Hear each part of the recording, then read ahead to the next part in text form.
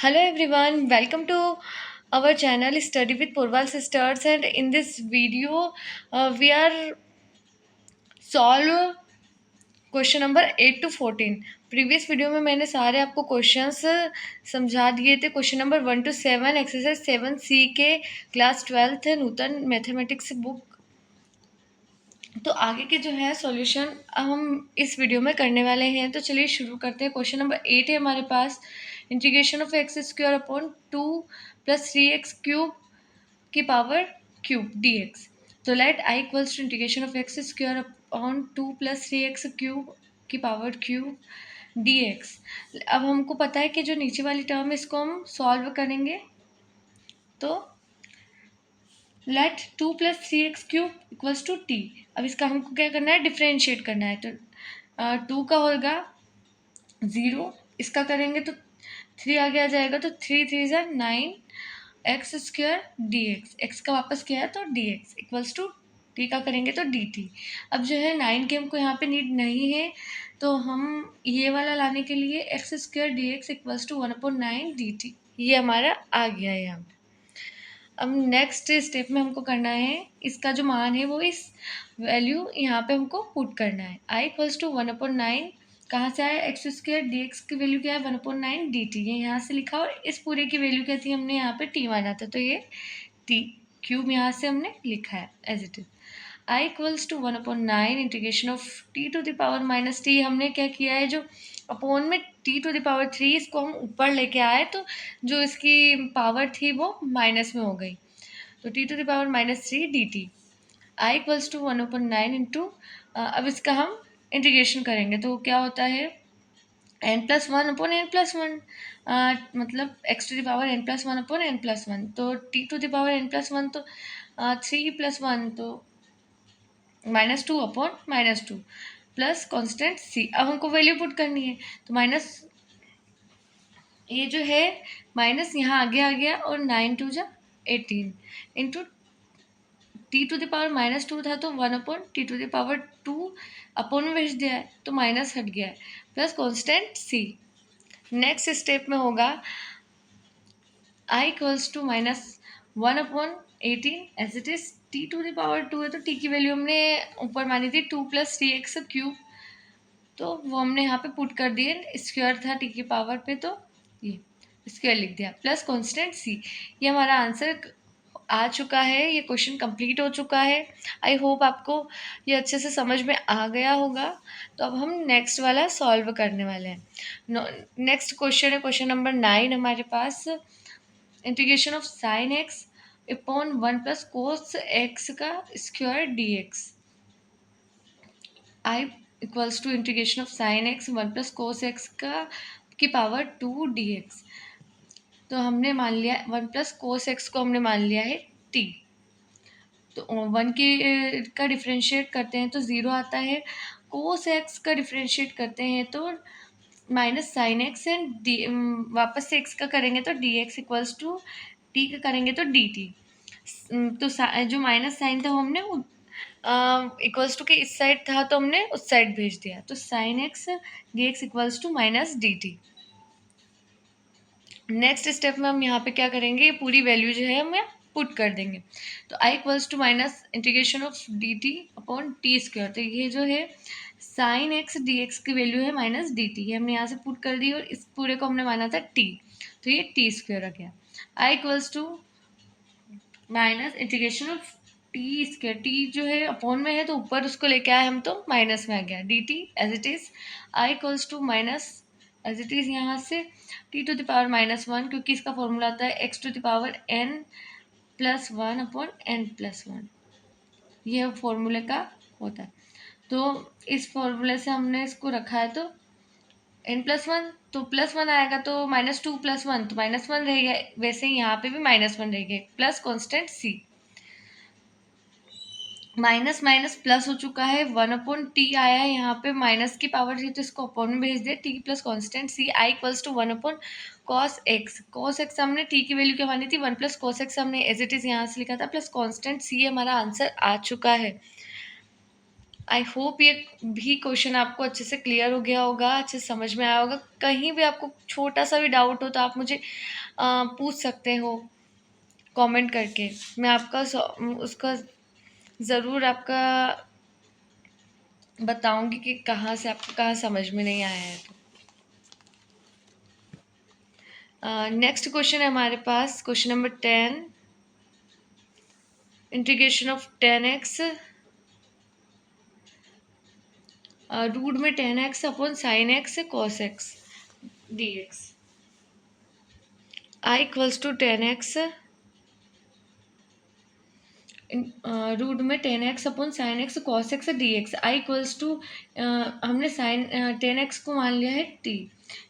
अधिकतर में हमने माना था, पहले आप यहाँ पे सॉल्व करते हैं। रूट में 10x एज इट इज़, यहाँ हम sign x upon cos x का नीचे हर में और अंश में दोनों में मल्टीप्लाई करेंगे, तो sine x upon cos x लिख दिया। Cos x into cos x लिखेंगे तो cos square x d x हो जाएगा। नेक्स्ट स्टेप में I equals to integration of 10x। अब जो है रूट में 10x एज इट इज़, अब इस कॉस स्क्वायर एक्स को हम लिख सकते हैं 1 upon sine sec square x. तो सेक स्क्वायर एक्स को हमने अपॉन से भेज दिया है ऊपर, मतलब एक स्टेप इस तरह से आएगी।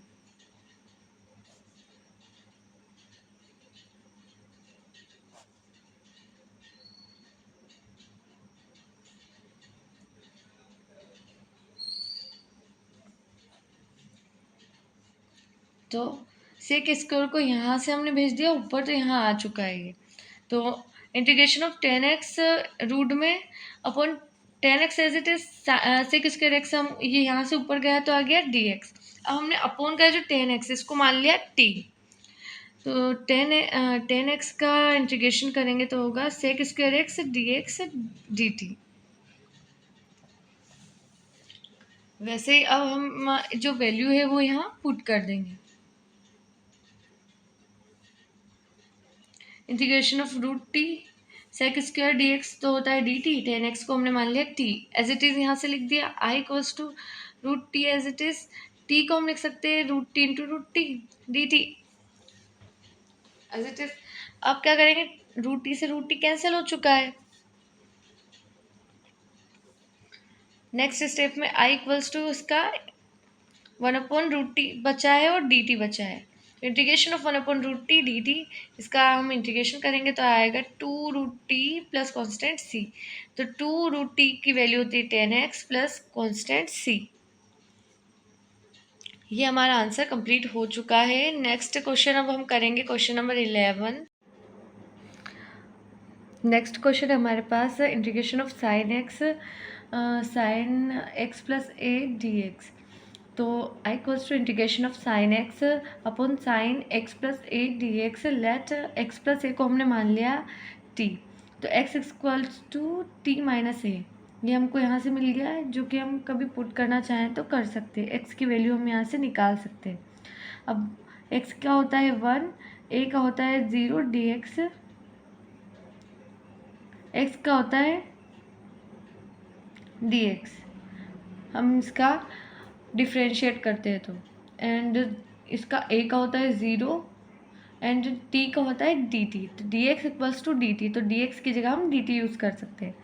अब नेक्स्ट स्टेप में हम इसको क्या पुट कर देंगे यहाँ से। तो साइन एक्स की वैल्यू क्या है, टी माइनस ए, वो हमने यहाँ से पुट की है इस इक्वेशन में।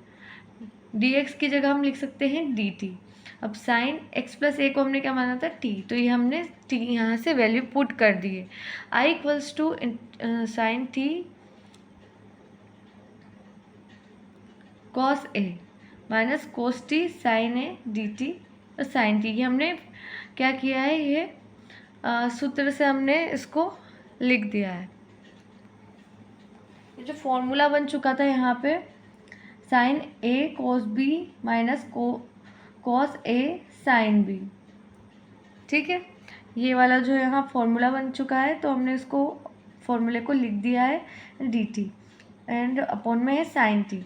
I equals to sine t cos a upon sine t and d t यहाँ से अलग हो चुका है। माइनस का यहाँ हमने साइन एज इट इज़ लिया है, integration of cos t sine है upon sine t d t है, एज इट इज़ हमने यहाँ से लिख दिया है। आई इक्वल्स टू कॉस से integration of d t, sine t से साइन टी कैंसिल हो गया इस स्टेप में, यहाँ पे sine cos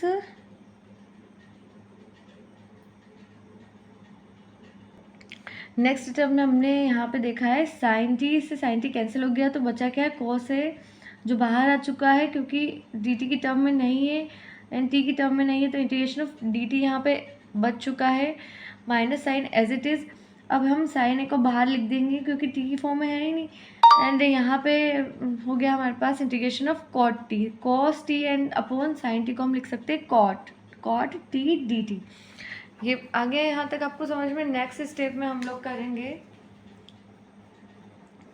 I equals to cos a d t का इंटीग्रेशन किया तो टी आ गया, minus sine a as it is, cot t का हम इंटीग्रेशन करेंगे तो लॉग साइन टी आया, एंड प्लस कॉन्स्टेंट सी। तो अब टी की वैल्यू पुट कर दी, कॉस ए टी की वैल्यू क्या थी x plus a, minus sine a log sine as it is, t की वैल्यू थी x plus a plus constant C.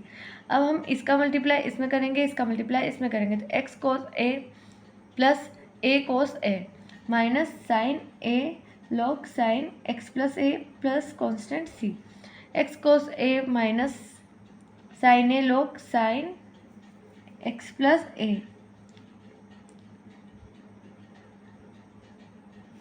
Plus constant c. देखिए नेक्स्ट क्वेश्चन हमारे पास integration of 1 upon cos x plus a cos x plus b d x, I equals to 1 upon sine a minus b integration of sine a minus b d x upon cos a plus b cos a plus x plus a and cos x plus b. हमने यहाँ इस step में किया है sine a minus b और sine a minus b से अंश और हर दोनों में क्या कर दिया है, मल्टीप्लाई कर दिया है। I equals to 1 upon sine a minus b, यहाँ पे हमने इसको फॉर्मूले से, अब इस फॉर्मूले बनाने के लिए हमने यहाँ पे क्या किया, एक्स से एक्स को प्लस कर दिया है, एक्स को ही माइनस कर दिया है, तो क्या हुआ साइन एक्स प्लस ए बन चुका है and minus x plus b बन चुका है, d x upon cos x plus a cos x plus b. ये नीचे की टर्म हमारी एज इट इज़ आई है। I equals to 1 upon sine a minus b as it is, sine a plus x plus A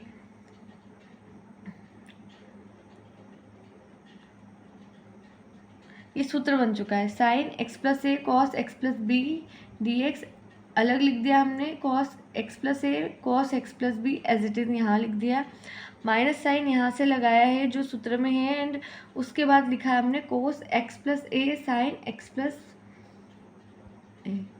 B upon में लिखा है, और यहाँ पे आएगा हमारा डी एक्स भी आएगा, cos x plus a cos x plus b sine cos, हाँ यहाँ से x plus b as it is.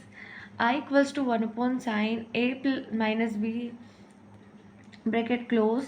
अब इसको हम लिख सकते हैं 10x प्लस ए, कॉस से कॉस कैंसिल हो चुका है, इसको लिखेंगे 10x plus a d x. वैसे यहाँ पे क्या होगा, कॉस से कॉस कैंसिल, यहाँ पे हो गया 10x plus b d x. ठीक है, नेक्स्ट स्टेप में हमने किया equals to 1 upon sine a minus b bracket में, इसको हम सॉल्व करेंगे तो हमारा इंटीग्रेशन करने पर आता है minus log cos x plus a plus, यहाँ पे प्लस था तो अब माइनस माइनस प्लस हो चुका है, log cos x plus b plus constant c.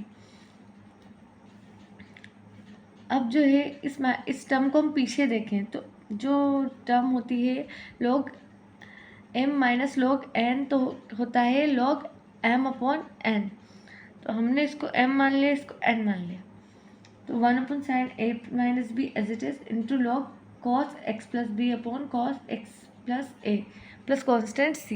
ये हमारा आंसर हो चुका है। आई होप आपको सारी चीज़ें क्लियर हो रही होगी। अब हम नेक्स्ट वाला क्वेश्चन करने वाले हैं। नेक्स्ट क्वेश्चन हमारे पास integration of 1 upon sine x minus a sine x minus b d x.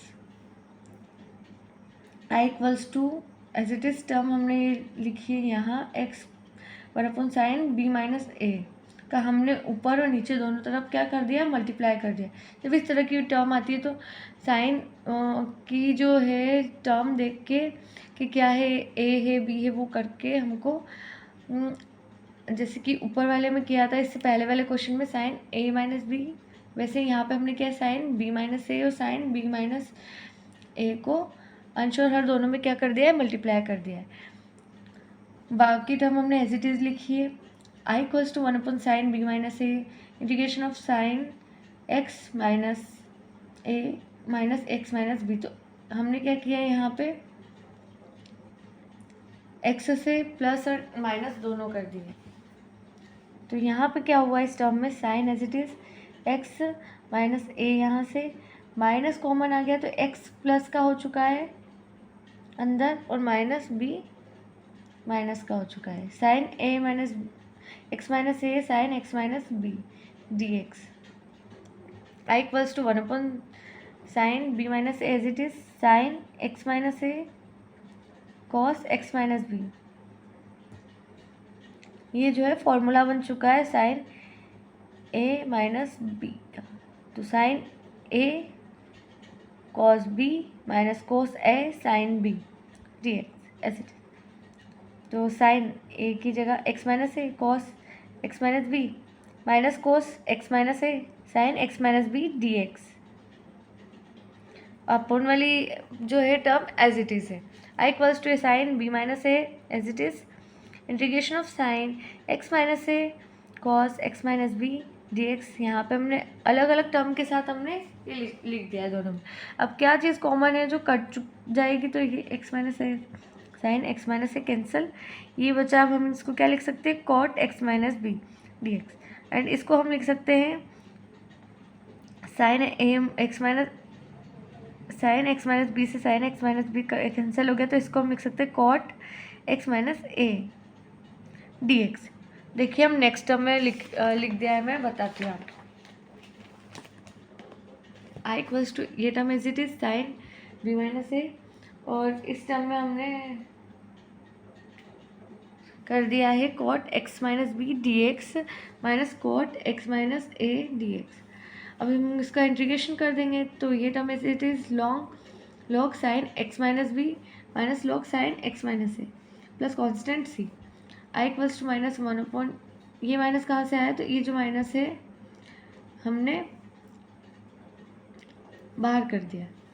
तो ये जो टर्म थी वो माइनस की बन चुकी, तो पीछे आ गई। ये टर्म प्लस की बन चुकी है इसलिए माइनस है, क्योंकि माइनस हमने कॉमन ले लिया है, बाहर ले लिया है। प्लस कॉन्स्टेंट सी माइनस इसको हम लिख सकते हैं कॉस एक b minus a long sine a minus b upon sine x minus a upon sine x minus b plus constant c. कॉसे कैसा ये है, माइनस जो है ये यहाँ पे अंदर चला गया, तो cosec a minus b log sine x minus a upon sine x minus b plus constant c. अब नेक्स्ट क्वेश्चन है हमारे पास 14 क्वेश्चन नंबर का क्वेश्चन है। Integration of e⁻³ log x to the power bracket में x to the power 4 + 1 bracket close power -1 dx।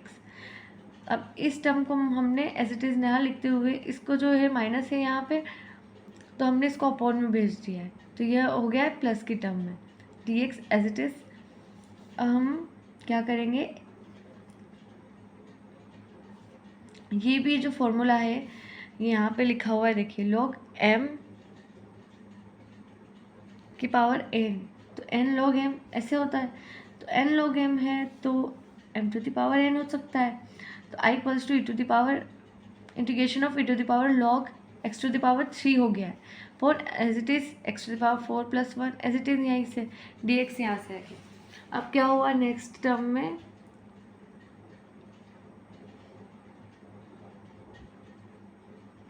यहाँ पे हमने मान लिया है let x to the power 4 + 1 t, क्या मान लिया इसको हमने t, 4x to the power 3 dx equals to dt, x to the power 3 dx equals to 1/4 dt।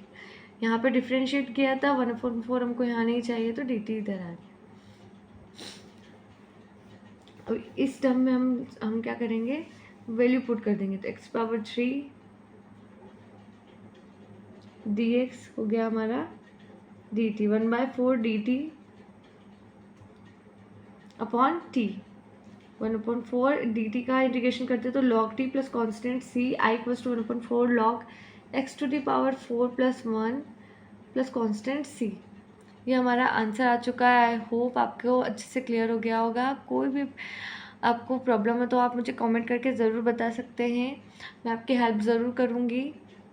Thank you so much for watching. Please video को like करिए, channel को subscribe कर लीजिए और अपने फ्रेंड्स के साथ भी ज़रूर शेयर कीजिए ताकि उनकी भी हेल्प हो सके। Thank you so much for watching.